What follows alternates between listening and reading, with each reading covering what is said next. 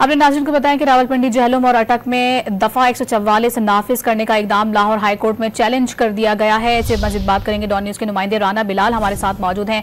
बिलाल, दफा 144 का इकदाम जो है वो चैलेंज कर दिया गया है, आपके पास ताज़ा तरीन क्या खबरें हैं इस हवाले से?